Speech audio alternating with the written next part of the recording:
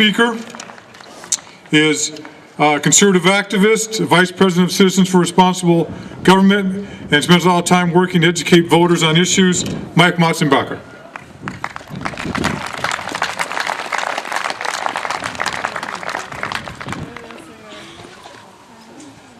Hello, everybody.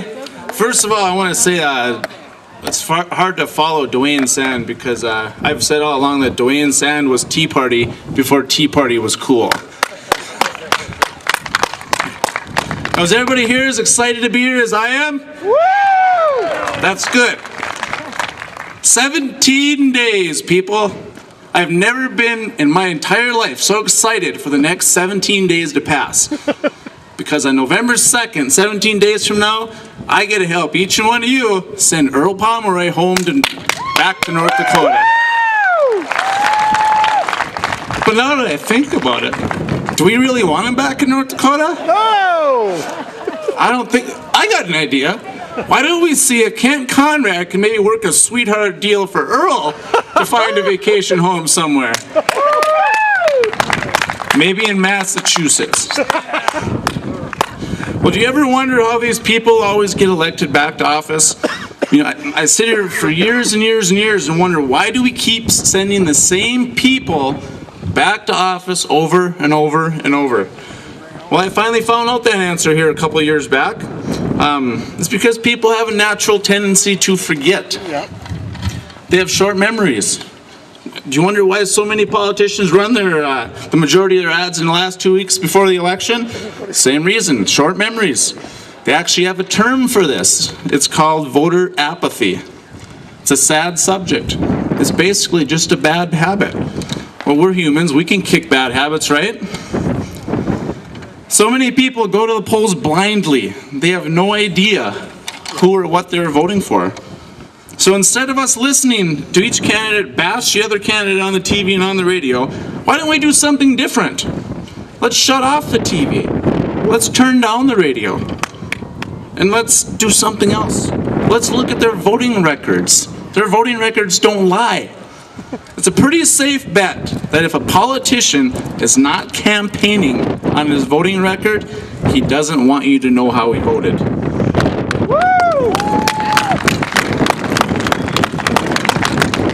Now, the internet is the greatest thing ever invented. And according to Al Gore, we have him to thank for that. Thanks, Al Gore. It's the last time you'll ever hear me thank you for anything.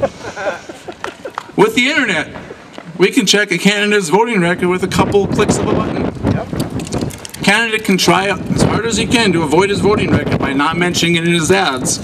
But with today's technology, he just simply can't do it anymore. They just hope you don't look it up.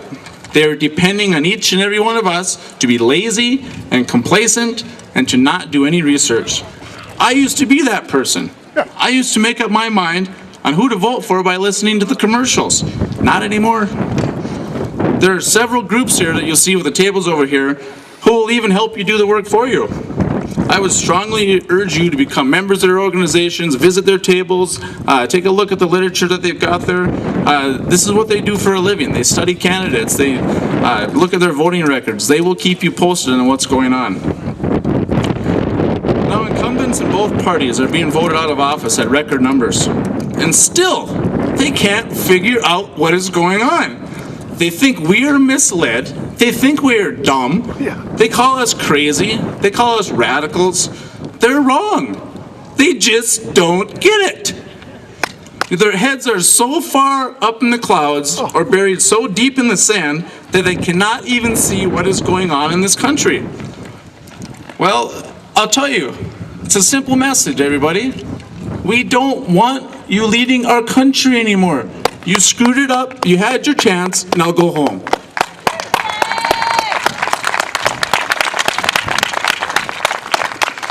Now, several of you are probably going to ask yourself when you leave here today, well, now what? Well, here's what. You're going to shut off your TVs and turn down your radios and do your own research on candidates. You're going to demand that a candidate tell you what they are going to do and not just point out what the other candidate has done wrong. You're going to quit voting for the letter behind the candidate's name and vote for the person instead.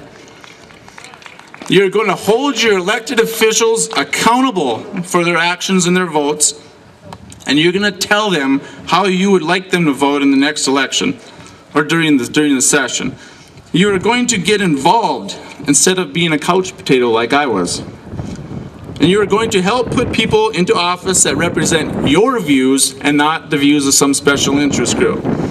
You are going to attend a legislative hearing or a city council meeting or a school board meeting.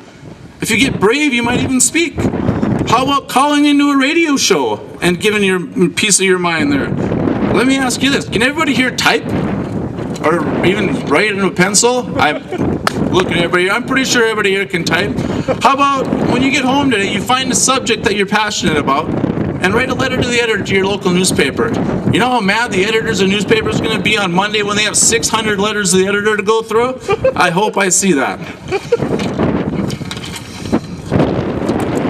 Now, I'm going to say something that you've probably never heard come out of the mouth of somebody at a tea party that's speaking at a tea party.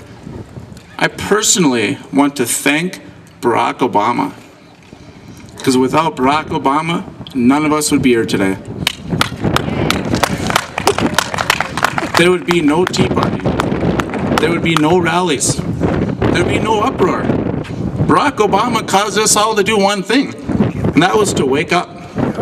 At no other time in our history has the United States electorate been so fired up to vote. At no other time in history has the United States electorate ever spent more time studying candidates. At no other time in history of the United States has anybody sent a clear message to our elected officials. And that message is this: you do as we say, or we are going to send you home. No more lies. No more cheating. No more bailouts. No more sweetheart deals. No more earmarks. No more pork barrel spending. I know how to run my life better than the government. Every one of you knows how to run your life better than the government. We certainly don't need you to tell us how to run our lives.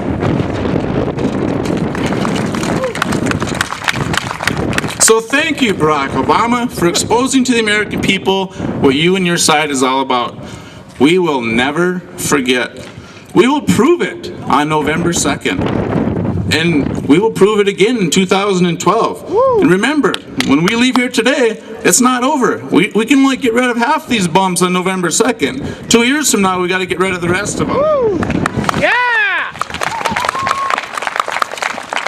People, we are going to take our country back. And it starts in 17 days. God bless every one of you. God bless North Dakota. And God bless the United States of America. Woo. Thank you.